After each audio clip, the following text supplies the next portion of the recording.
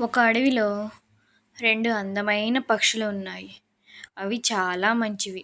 వాటిల్లో మగ పక్షికి ఇంకా మంచిది. ఎవ్వరు సాయం కావాలన్నా, ఎవ్వరు ఆహారం అడిగినా కాదనకుండా, లేదు అనకుండా అందరికీ సాయం చేస్తుంది. అంత మంచి గుణం కలిగింది అది. అందరికీ ప్రేమను పంచుతూ, అందరికీ కావాల్సింది ఇస్తూ, ఆ అడవిలోనే ఈ పక్షి చాలా మంచిది అనే పేరుని సంపాదించుకుంది ఆ పక్షి. వాటిని చూసి ఒక గ్రద్ద వీటి మంచితనం ఎంత బాగుందో చూద్దామని చెప్పేసి దేవుడే మారువేషంలో గ్రద్ద రూపంలో వచ్చి వాటిని పరీక్షించాలనుకున్నాడు. అలాగే ఆ గ్రద్ద రూపంలోనే ఆ పక్షుల ఎదుటికి వెళ్తాడు. అలాగ వెళ్ళినప్పుడు అప్పుడు బ్లూ కలర్ పిట్ట అంటుంది, మగ పిట్ట, "ఏమిటి పక్షిరాజా, గ్రద్ద, నువ్వు ముసలివాడివి అయిపోయావు కదా! ఎందుకు ఇంత దూరం వచ్చావు? మా ఎదురుంగా ఉన్నావు. నీకేం కావాలి? వర్షాకాలం కదా! నువ్వు త్వరగా నీ గూటికి చేరుకో. లేదంటే ఇక్కడే ఇబ్బంది పడిపోతుంటావు" అని చెప్పేసి సలహా ఇచ్చింది ఆ మగపక్షి. అప్పుడు ఆ పక్షిరాజు అంటాడు, "నాకు కొంచెం ఆహారం ఇస్తావా? దయచేసి నాకు ఆకలిగా ఉంది, కొంచెం ఆహారం ఇవ్వు" అంటాడు. వెంటనే లోపలున్న తన భార్యని పిలుస్తుంది ఆ మగపక్షి. "ఇదిగో వస్తున్నానండి" అంటూ ఆ ఆడపక్షి బయటికి వస్తూ ఉంటుంది. "ఏమిటండి పిలిచారు?" అని అంటూ వస్తుంది.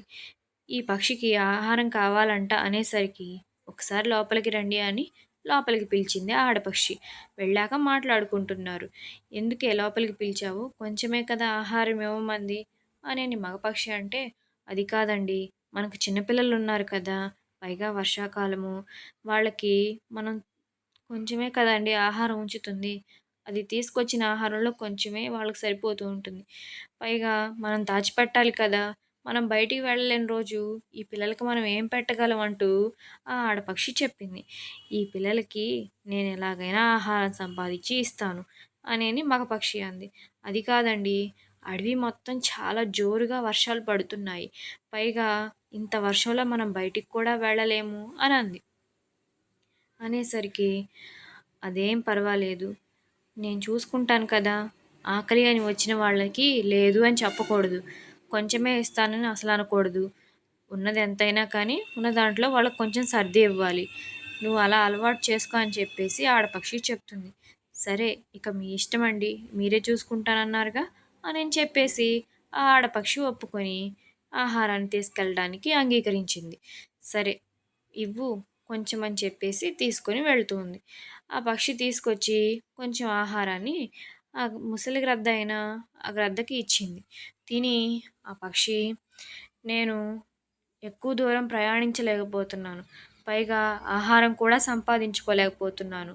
నాకు కొంచెం మీరు ప్రతిరోజు ఆహారం ఇస్తారా" అని ఆ గ్రద్ద ఆ పక్షుల్ని అడుగుతుంది. "ఇదేమిటండి, ఆహారం కొంచెమే కదా! ఈ ఒక్కరోజే కదా అని చెప్పి ఇస్తే ప్రతిరోజు అడుగుతుంది. నువ్వేం భయపడకు. నేనున్నాను కదా! సరే, నువ్వు ఇక్కడే ఉండు.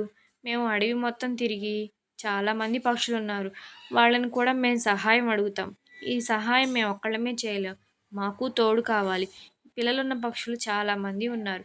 తలా కొంచెం కొంచెం వేసుకుంటే నీకు కూడా ఒక రోజుకి ఆహారం అవుతుంది కదా! మేము ప్రయత్నిస్తాము. నువ్వు ఇక్కడే ఉండు" అని చెప్పారు. సరే అని చెప్పేసి దానికి అందరూ ఒప్పుకొని సంతోషంగా దానికి సరే అన్నారు. ఇక ఆడపక్షి అడవిలోకి వెళ్ళి అందరినీ అడుగుతాను అని చెప్పేసి అడవిలోకి వెళ్ళి కొంతమంది పక్షులను కలిసి ఇలా అడుగుతుంది. "మా ఇంటికి ఒక ముసలి గ్రద్ద వచ్చింది. అది ఎక్కడికి ప్రయాణం చేయలేకపోతుంది. కొంచెం ఆహారం ఇస్తావా" అనేసరికి, దానికేం తీసుకో" అంది. మరలా ఇంకో పక్షి దగ్గరికి వెళ్ళి సేమ్ అదే విధంగా అడిగింది. "దానికేముంది, నువ్వు ఇంతలా అడగాల, సరే తీసుకో" అంది అది కూడా. మరలా ఇంకొక పిల్లలున్న పక్షి దగ్గరికి వెళ్ళి ఇదే విధంగా తనని సహాయం అడుగుతుంది. అంటే అది కూడా తీసుకో అంటుంది. తర్వాత చిలుక దగ్గరికి వెళ్ళి అలాగే అడుగుతుంది. "నువ్వు దానిని ఇంతలా అడగాల, ఒక ముసలి గ్రద్దకే కదా, అందరం కలిసి సహాయం చేద్దామని చెప్పేసి ఆ చిలక కూడా సంతోషంగా దానికి ఆహారం పెడదామని చెప్పి ఒప్పుకుంది. హమ్మయ్య అని ఆ పిట్ట సేద తీరిపోయింది. అందరూ సహాయం చేస్తానన్నారండి. ఈ పక్షిని మనం ఇంట్లోనే ఉంచుకుందాం. ఈ ముసలి గద్దకు మనకు కూడా తోడుగా ఉంటుందిలెండి" అనని చెప్పేసి అందరూ ఇష్టపడి ఒప్పుకున్నారు. ఆ ముసలి గద్ద ఆ మాటలన్నీ విని వాళ్ళ సహాయానికి, వాళ్ళ మంచి మనసుకి ఎంతో గొప్పగా మెచ్చుకుంది. మెచ్చుకున్నదే కాక వాళ్ళకి ఏదో ఒక సాయం చేయాలి అనుకుంది. తన మారు రూపాన్ని విడిచిపెట్టి మాయమైపోవాలనుకుంది. వెళ్ళేటప్పుడు వీళ్ళకి సహాయంగా బోలెడన్ని గింజల్ని ఇచ్చిపోయింది. ఎన్ని గింజలంటే వాళ్ళు సంవత్సరాల పాటు తిన్నా కానీ తరిగిపోనన్ని గింజల్ని ఇచ్చింది. అలాగా ఆ గింజల్ని చూసి చాలా సంతోషపడ్డారు ఇద్దరు. చూసావా, నువ్వు వద్దు అన్నావు కదా, మనం చేయాలనుకున్నది చిన్న సాయం, కానీ దేవుడు మనకి చూడు ఎంత పెద్ద సాయం అందించాడు.